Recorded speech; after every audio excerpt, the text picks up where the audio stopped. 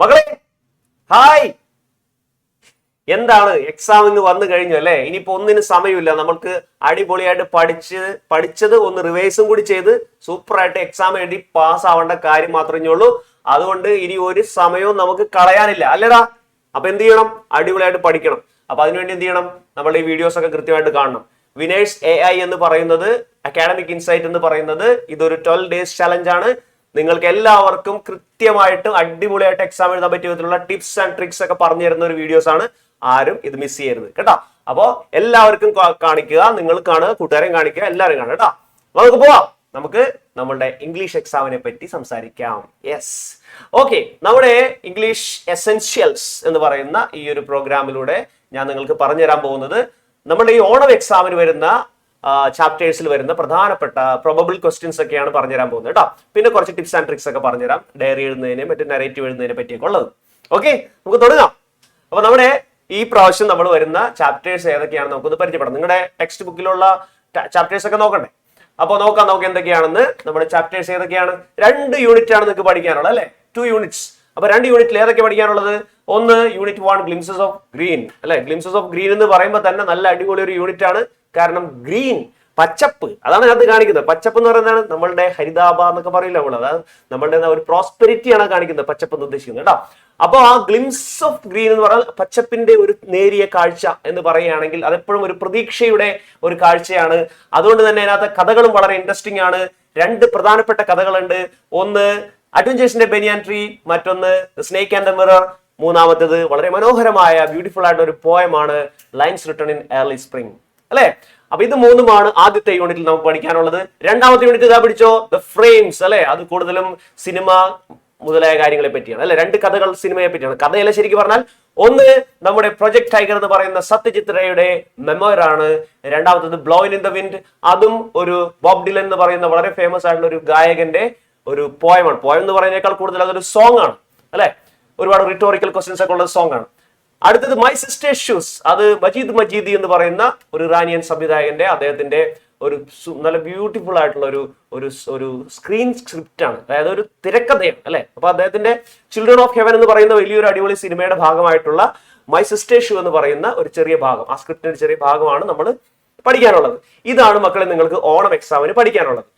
ഇനി നമുക്ക് ഇതിന്റെ ഓരോരോ ചാപ്റ്റർ വൈസ് നമുക്കൊന്ന് എടുത്തു നോക്കാം. അപ്പൊ നമ്മൾ ആദ്യം എടുക്കാൻ പോകുന്നത് ഏതാണ്? First unit glimpses of green. Glimpses of ഗ്രീനിൽ നമ്മൾ ആദ്യം നോക്കാൻ പോകുന്ന ചാപ്റ്ററിന്റെ പേരാണ് അഡ്വഞ്ചേഴ്സിന്റെ ബനിയാൻ ട്രീ. ബനിയാൻ ട്രീ എന്ന് പറയുന്നത് എന്താണ്? ആൽമരം.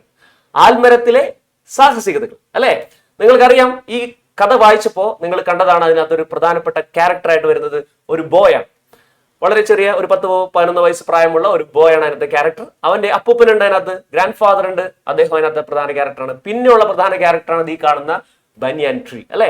അപ്പൊ ഈ ബനിയാൻ ട്രീയിലെ സാഹസികതകളുമായിട്ട് ബന്ധപ്പെട്ടുള്ള കുറച്ച് കാര്യങ്ങൾ അതിനകത്ത് വിവരിക്കുന്നുണ്ട്, രസകരമായി വിവരിക്കുന്നുണ്ട്. നമുക്കത് നോക്കാം. ഇത്രയുള്ള കാര്യങ്ങൾ. അഡ്വഞ്ചേഴ്സിന്റെ banyan tree is a short story by Ruskin Bond that narrates the experiences of a young boy who forms a special bond with a giant banyan tree near his grandparents' house. തന്റെ അപ്പൂപ്പന്റെ വീടിന്റെ അടുത്തുള്ള ഒരു ഭയങ്കരനായ ഒരു banian tree, ഒരു ആൽമരവുമായിട്ട് അഭേദ്യമായ ഒരു ബന്ധം പുലർത്തുന്ന ഒരു പയ്യന്റെ കഥയാണ് ഈ പറയുന്ന ഈ കഥ. The tree becomes a world of adventure for him where he observes various animals, builds a platform to read and write, and even witness a thrilling fight between a mongoose and a cobra. ആ ഒരു ആൽമരത്തിൽ അവൻ ഒരു ചെറിയ platform ഒക്കെ ഉണ്ടാക്കിയിട്ടുണ്ട്. അവിടെ കയറിയിരുന്ന അവൻ ലോകം കാണുന്നു, ഒരുപാട് മൃഗങ്ങളെ കാണുന്നു, അവനൊരു അണ്ണാനൊക്കെ ആയിട്ട് പരിചയപ്പെടുന്നു. അതുപോലെ അവൻ ഒരുപാട് പുസ്തകങ്ങളൊക്കെ വായിക്കുന്നു. അങ്ങനെ അവൻ ആ ആൽമരവുമായിട്ട് വളരെയധികം ബന്ധപ്പെട്ടിരിക്കുന്നു. അവൻ അവിടെ ഇരുന്നിട്ട് ഒരു അടിപൊളി ഫൈറ്റ് കണ്ടു. എന്താ ഫൈറ്റ്? ഒരു മംഗൂസും ഒരു കോബ്രയും തമ്മിലുള്ള ഒരു കിടിലം ഫൈറ്റ് അവൻ അതിന്റെ മുകളിലിരുന്ന് താഴേക്ക് നോക്കി കണ്ടു. അപ്പൊ അതും പറയുന്നുണ്ട്. Through these experiences, the story beautifully captures the boy's connection with nature and the simple joys of childhood.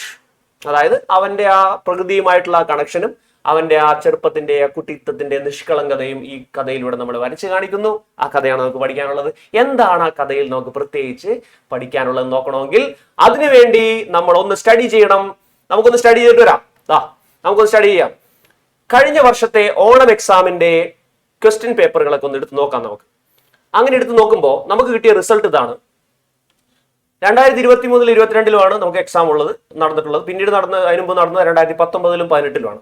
2018-ൽ എന്തായാലും ഈ ഒരു സ്റ്റോറി വരുന്നില്ല. പക്ഷേ ഈ 3 വർഷങ്ങളിൽ ഒരുപാട് ചോദ്യങ്ങൾ, വളരെ ഇമ്പോർട്ടന്റ് ആയിട്ടുള്ള ഒരുപാട് ചോദ്യങ്ങൾ ഈ സ്റ്റോറിയിൽ നിന്ന് വന്നിട്ടുണ്ട്. അത് ഏതൊക്കെയാണെന്ന് സർ ഇവിടെ കാണിച്ചിട്ടുണ്ട്, നോക്കിക്കോളൂ. നരേഷൻ ആണ് ഇതിനകത്ത് ഇമ്പോർട്ടന്റ്. 3 വർഷങ്ങളിലും, ഈ തൊട്ടടുത്ത 3 വർഷങ്ങളിലും നരേഷൻ ചോദിച്ചിട്ടുണ്ട്, ഈ കഥയിൽ നിന്നുള്ള നരേഷൻ കേട്ടോ. അതുപോലെ തന്നെ ഈ 3 വർഷങ്ങളിലും ഈ കഥയിൽ നിന്നുള്ള ഡയറി ചോദിച്ചിട്ടുണ്ട് കേട്ടോ. അപ്പൊ അത് എത്രത്തോളം ഇമ്പോർട്ടൻസ് ആണ് നോക്കി അതിന് കൊടുത്തിരിക്കുന്നത്.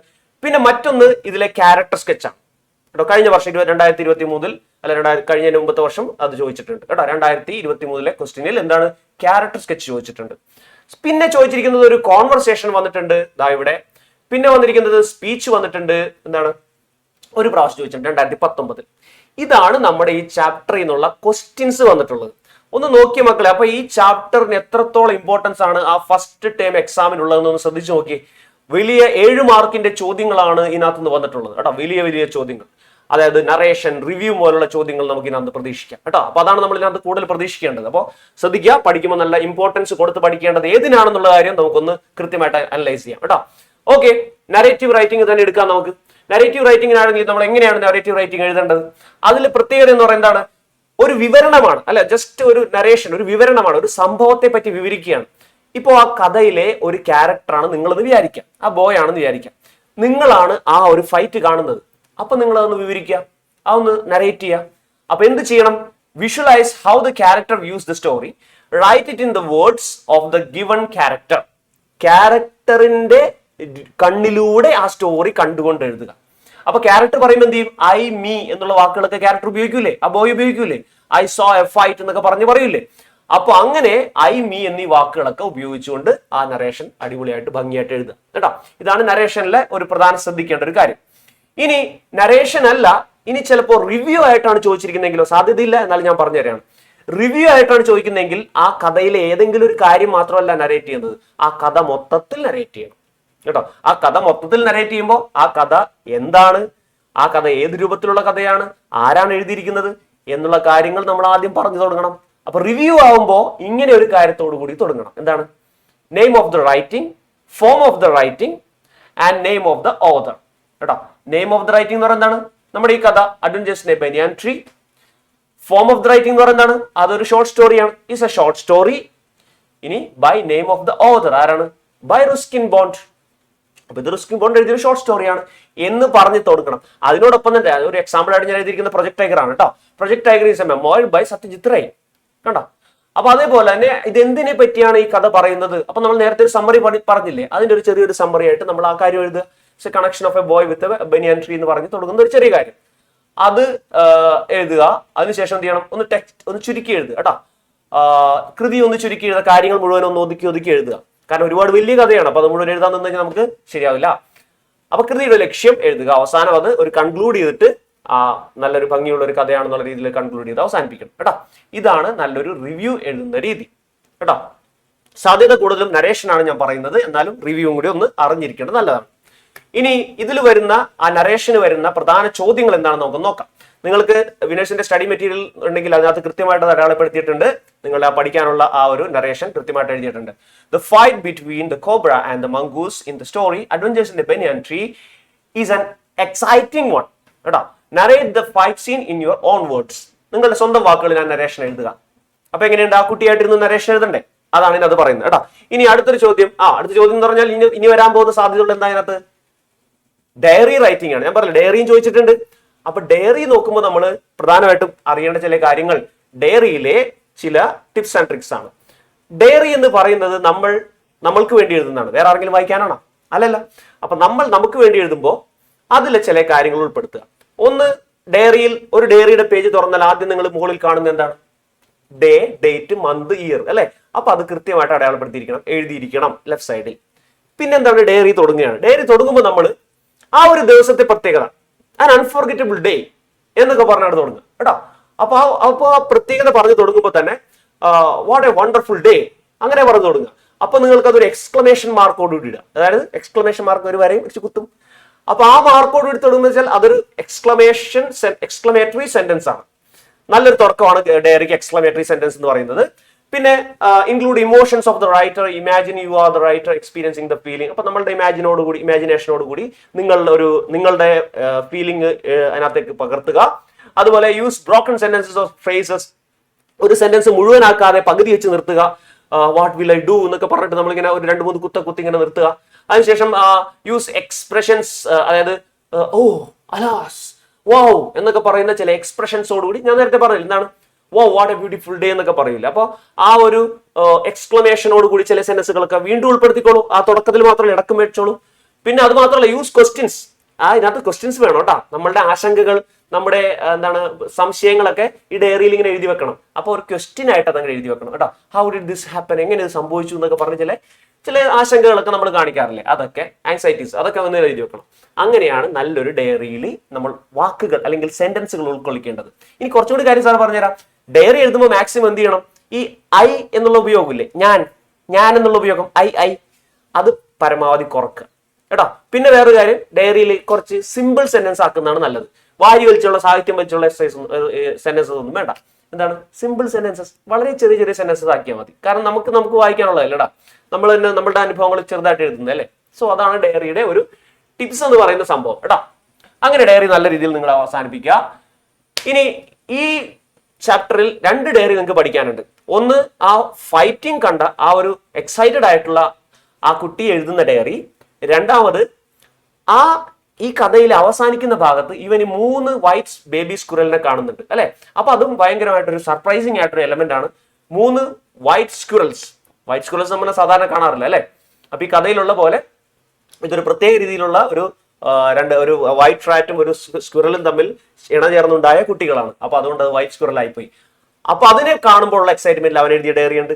ഈ 2 ഡയറിയാണ് മക്കളെ നിങ്ങൾക്ക് പഠിക്കാനുള്ളത് കേട്ടോ. അപ്പൊ ഒരു ഡയറി ഇത് പഠിക്കണം. ഏതാണ്, ആ ഒരു ഫൈറ്റ് കണ്ട ആ ഒരു എക്സൈറ്റ്മെന്റിൽ കുട്ടി എഴുതുന്ന ഡയറി.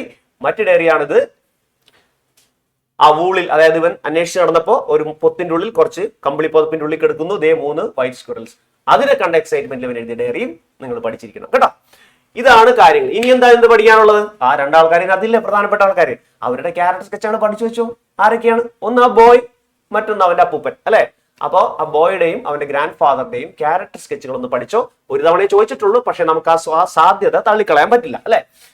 ഓക്കെ, അപ്പൊ നമുക്ക് ഇതിനകത്തെ ക്വസ്റ്റ്യൻസിനെ നമുക്കൊന്ന് തിരിക്കാം. ഏറ്റവും ഇമ്പോർട്ടന്റ് ആയിട്ട് നിങ്ങൾ ഇതിനകത്ത് ഈ ചാപ്റ്ററിൽ നിന്ന് പഠിക്കേണ്ട ക്വസ്റ്റ്യൻസ് ആണ് narrative, diary and character sketch കേട്ടോ. വളരെ ഇമ്പോർട്ടന്റ് ആണ്. അടുത്തതായിട്ട് ബി ലെവൽ ക്വസ്റ്റ്യൻ ആയിട്ട് നിങ്ങൾ പഠിച്ചിരിക്കേണ്ടതാണ് ലെറ്റർ, കോൺവെർസേഷൻ, പിന്നെ സ്പീച്ച് കേട്ടോ, ഈ ചാപ്റ്ററിൽ നിന്നുള്ളത്. അടുത്ത് നിങ്ങൾ സി ലെവൽ ക്വസ്റ്റ്യൻ ആയിട്ട് ഞാൻ പറയുന്നു, നോട്ടീസ് ഉണ്ടാവാൻ സാധ്യതയുണ്ട്, ന്യൂസ് റിപ്പോർട്ടിന് സാധ്യതയുണ്ട്, റിവ്യൂവിനും സാധ്യതയുണ്ട് കേട്ടോ. ഇതാണ് ഞാൻ സി ലെവൽ ക്വസ്റ്റ്യൻ ആയിട്ട് നിങ്ങൾക്ക് ഇതിനകത്ത് തരുന്നത് കേട്ടോ. അപ്പൊ ഇതാണ് നമ്മുടെ adventures in a banyan tree എന്ന് പറയുന്ന ആ ഒരു ചാപ്റ്ററിനെ നമ്മളൊന്ന് ഡിസ്കസ് ചെയ്ത്, നമ്മളൊന്ന് അനലൈസ് ചെയ്ത് നോക്കി, അതിന്റെ കുറച്ച് സ്റ്റഡി ചെയ്ത് നോക്കി, വന്ന റിപ്പീറ്റഡ് ക്വസ്റ്റ്യൻസ് നോക്കി, അതിനനുസരിച്ച് നമ്മൾ പ്രോബബിൾ ക്വസ്റ്റ്യൻസ് ഒന്ന് തയ്യാറാക്കി. ഓക്കെ, ശരിയല്ലേ? അപ്പോ ഈ രീതിയിൽ പഠിക്കൂലേ? അടിപൊളിയായിട്ട്. ഓക്കെ, അത് മതി കേട്ടോ. അപ്പൊ എന്തായാലും ഇത് വെറുതെ ആവില്ല, നിങ്ങൾക്ക് നന്നായിട്ട് സ്കോർ ചെയ്യാൻ പറ്റും കേട്ടോ മക്കളെ.